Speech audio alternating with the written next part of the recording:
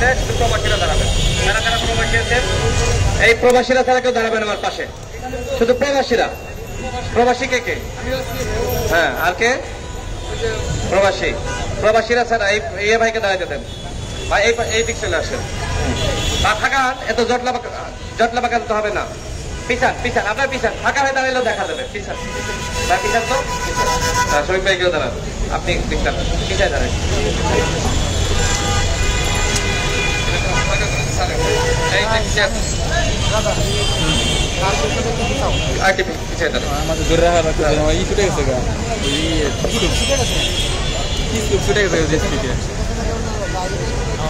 সংগ্রামী সাথী বন্ধুগণ, বাংলাদেশ প্রবাসী অধিকার পরিষদ কর্তৃক আয়োজিত আজকের এই বিক্ষোভ সমাবেশ বিমান ভাড়া কমাও, প্রবাসীদের বাঁচাও।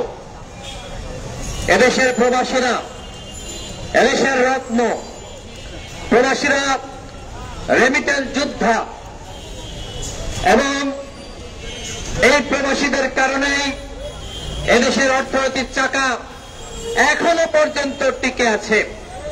প্রবাসীরা যখন রেমিটেন্স শাটডাউন ঘোষণা করে তখন হাসিনার গদিতে কম্পন শুরু হয়েছিল, কিন্তু সেই প্রবাসীদের সাথে আজকে যে এই সরকার ফাটলামি করছে, এই সরকারকে বলবো প্রবাসীদের সাথে ফাইজলামি বন্ধ করেন।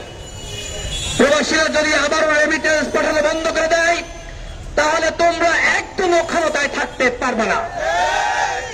57 জন প্রবাসী ভাই মধ্যপ্রাচ্যে গ্রেপ্তার হয়েছিলেন কেন?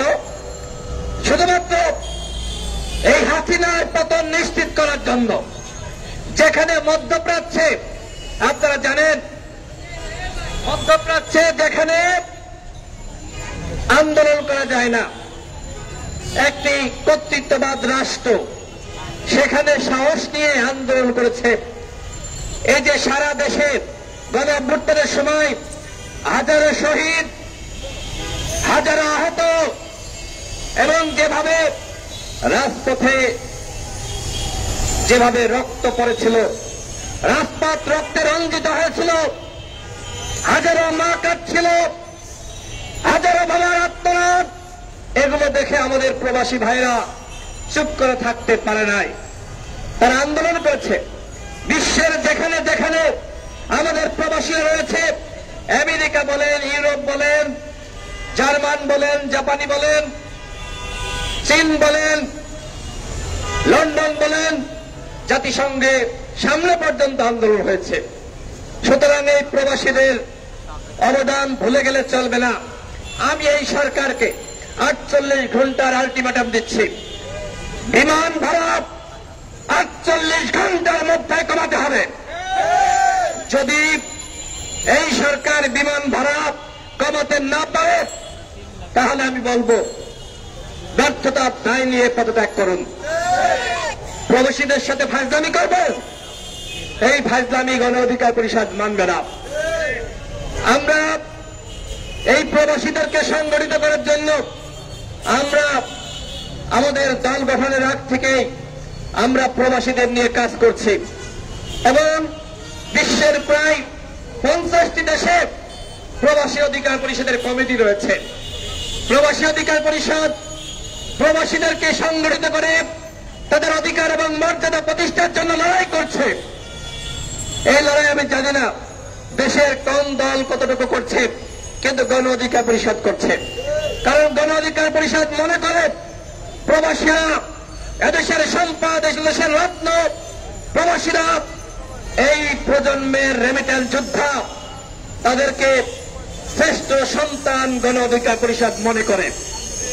আমি প্রবাসী ভাইদেরকে বলবো, আপনাদের পাশে কেউ থাকুক বা না থাকুক, অতীতে আপনারা দেখেছেন কেউ কথা বলুক বা না বলুক, গণ অধিকার পরিষদ কিন্তু কথা বলেছে, প্রবাসী অধিকার পরিষদ কথা বলেছে।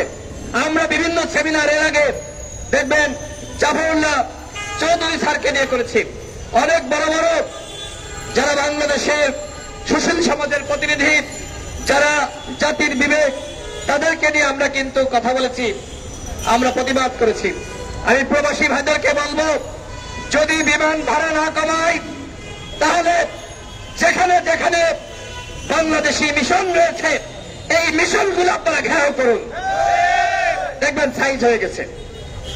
এবং একই সাথে যদি বিমান ভাড়া না কমায় তাহলে ঘোষণা দেন যতক্ষণ না পর্যন্ত এই সিন্ডিকেটকে সরকার ধ্বংস করতে পারবে, যতক্ষণ না পর্যন্ত বিমান ভাড়া কমাতে পারবে, ততক্ষণ পর্যন্ত রেমিটেন্স পাঠাবেন না।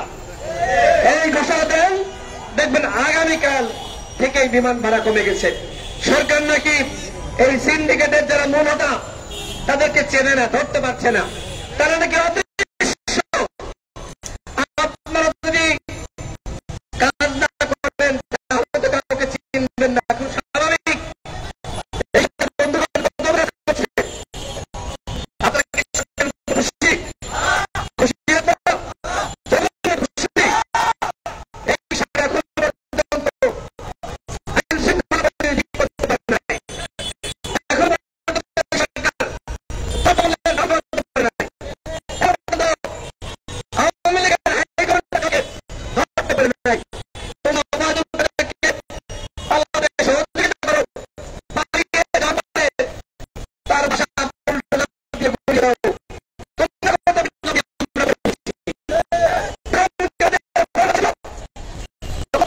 কি করেছে